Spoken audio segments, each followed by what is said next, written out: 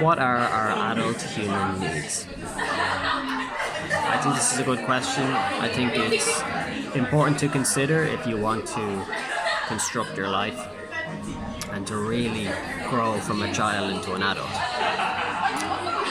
It's one of the big differences, in my opinion, between childhood and adulthood. When you think about it, when you're a child, other people meet your needs for you. And you divert to other people, mainly parents, to meet your needs. It's a natural impulse on your part as a child, and that's something that is just generally accepted. However, when we transition to adulthood, there is a change, undeniably. And it means that you have to understand and meet your own needs. And so it can have a big impact on your life. And the first question to ask, well, what are they? It's very important. How do they impact my life? How do I get my needs met? All of these things, they are quite significant. So I think it's worth considering that. I'm going to propose 5 human needs that I think are significant and should be met. But I'm also going to touch on some of the other ways in which this idea has been conceptualized by other thinkers. So when we think about this and we grow up and go through our schooling, what you may have heard is the famous idea of Maslow's hierarchy of needs. And he places human needs in order. And the idea being that people meet their primary needs first and then move in an order up along when they have those needs met. And that this explains human behavior. Now, it's a very old idea, but it still persists. I want to respond to that and elaborate on one of the most common criticisms of Maslow's hierarchy of needs. He suggests that we start with our physiological needs, which are food and shelter, water, all of these things. When we have these met, then we move on to other needs. It could be our social needs, could be the need for safety, could be the need for self-actualization and esteem. So the most common criticism is that humans don't actually act like this. Right? Humans don't meet one need first and then move up in an order. People can actually forego a fairly fundamental need, could be your physiological needs, for something else.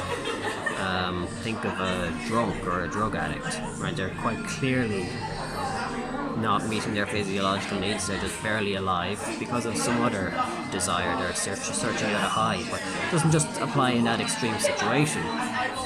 People will forego their own safety or their own physiological needs to have a sense of identity and to be part of a group and to fulfill their social needs. So it's very important to understand how this works, and my concept of meeting our needs is not so much that there's a hierarchy, it's actually there's a structure. Okay, there's an independent structure. I have 5 needs that I propose are worth considering and working on. So you could imagine in that case of it being like a pentagon. Okay, all of the needs are dependent on each other. We actually seek out all these needs all at once. Okay, they manifest in our life all at once and manifest in our life and are interdependent on each other. Okay, and that can be a great challenge because we're being pulled in multiple directions all at once. So I'm just going to briefly go through what I believe are 5 needs. First of all, it is health. Okay, and this encapsulates both physical health needs and mental emotional needs. So there's a lot in it. Social needs, your work or finance needs. So that just basically means earning a living. And then your passion or enjoyment is another need. And then last one is your spiritual needs. Okay. Now, to just elaborate on them, for your health needs, there's quite a lot in there, and many people are aware of these things, that you need to look after your body. This includes diet and exercise, but the one that is most commonly ignored is your mental emotional needs. It's very, very common to people have a poor understanding of their own mental emotional needs because we're not just taught about it, and we only really think about it when we've had a real crash, when we're depressed or something really goes wrong. But there's a lot in that. It's very important. Secondly, you have social needs, and this is a huge need. I would actually say it's the strongest need we have because we are tribal creatures. Okay, we are hardwired to actually seek community with other people, and it actually has an impact on our body if we don't actually meet these needs. So, for instance, if you are lonely for long periods of time, it's like being a smoker. Okay, it has the same kind of health outcomes if you're not in some way having community with other people. When it comes to work and finance, I think it's fairly straightforward that you're just earning a living, but it can be very complicated. You could have a very complicated job, or you could have very simple go to work, earn your money, and go home kind of a job.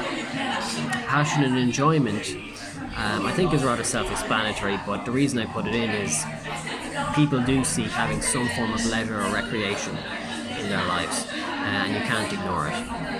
The last one I want to talk about is spiritual needs, and it's the one that's most often overlooked, I think. Sometimes people think of it as being superfluous, a little bit vague, a little bit airy-fairy or something like that. I'm not talking about religious belief per se. Some people get their spiritual needs met through religion, but not necessarily. The way I would describe it very simply is the non-tangible aspects of your life, the non-tangible values that you have. So, if you look at the other four that I've mentioned, there's something that you can see, touch, feel involved. Okay, there's some physical thing or physical person involved.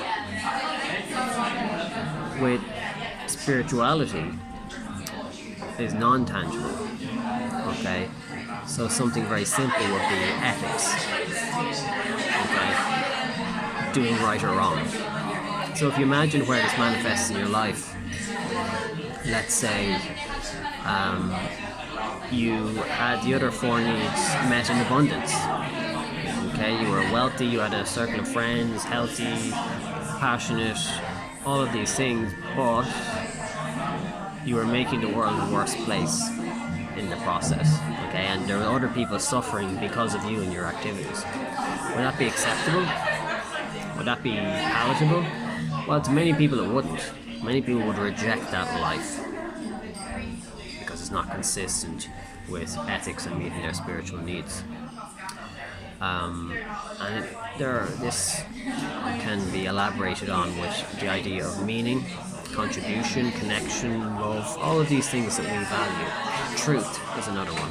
And if you look at most people in most societies, they have these values, and they play a big part in how that society is structured, or it plays a big part in people's lives. I mean, when it comes to meaning, what if you didn't believe that you being a good person or a bad person had meaning? Would you be able to orient yourself in the world? It might be quite difficult. And if you look across the world, you can see that people value these things in one form or another. Even if you take atheists, okay, the new atheist movement, what I'll actually notice about them is that many of them have actually very, very strong values in some form. Many of them are scientists like Richard Dawkins or Sam Harris, and their commitment is to truth, a very, very strong commitment to truth, or it could be justice, for instance.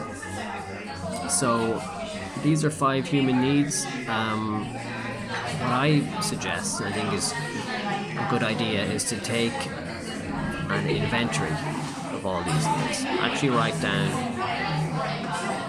how am I performing on these? How are they interacting with each other as well? Am I getting two needs met with one thing? And is my passion also my job, or is my passion spirituality, or is my am I sharing social gatherings with somebody who I also meet my health needs? You can also say, look at it and say, are any of them at odds with each other? Okay, is my job not consistent with my spiritual values? I think that's important for structuring your life and being actually in accordance with your values and being able to achieve your goals in the long term. Because often there's an idea with goal setting that you have to neglect some of these needs along the way. You can't be healthy, okay? You have to be putting in the long hours and being sleep deprived or whatever, so you just don't have the time, right? But I think you're really playing catch up with yourself in that scenario. I don't think it's sustainable. You can get lucky and say pour all your effort into your work or your finances or your passion or whatever, and then eventually it comes good and you have enough money to pay for the personal trainer and your therapist and your all that type of thing, and go off to an ashram in India and meditate and all that kind of thing. But that's only if you're lucky. It could all end in tears and you're left with nothing. Your health catches up to you in the end, or your lack of a social circle that you've neglected, that catches up with you in the end and it holds you back. So I think it's better to consider all of your 5 needs, consider them in a structure that they're all at one, interdependent on each other, take an inventory and being aware of them.